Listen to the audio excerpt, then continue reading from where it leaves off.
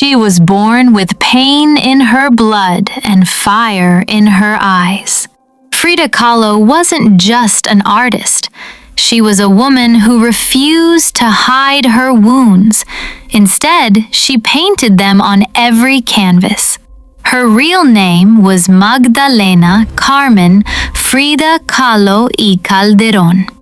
Born in 1907 in Coyoacán, Mexico. But she often said she was born in 1910, the year of the Mexican Revolution, because she wanted her birth to be tied to the birth of a new Mexico. From the beginning, her body betrayed her. At 6 years old, she caught polio. One leg became thinner than the other. She wore long skirts to hide it, but inside she never forgot. She grew up a fighter, different, defiant, and daring.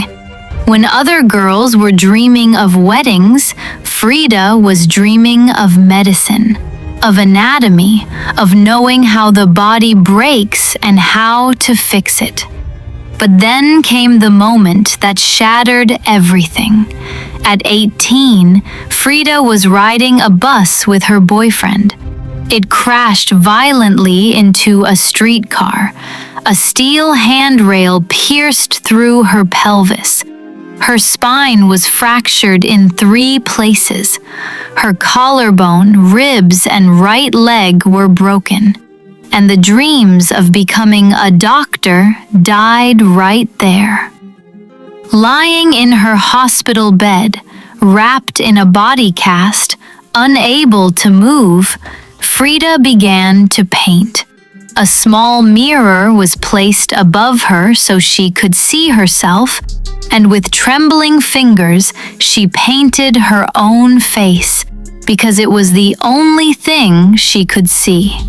What began as boredom turned into a voice, a scream on canvas.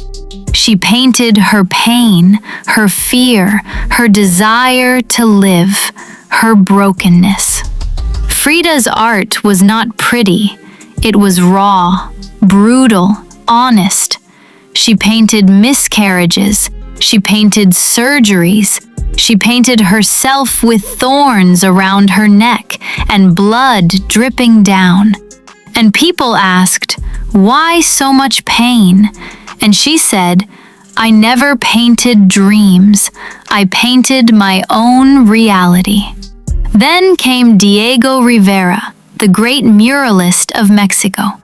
He was twice her age, famous, married, and known for many lovers. But Frida loved him completely, and he loved her in his own reckless, wild way. They married in 1929, she the dove, he the elephant. Their love was like fire and thunder, passionate, violent, unfaithful. He cheated, she cheated. They divorced, then remarried again. Frida once said, "I suffered 2 great accidents in my life. One was the bus."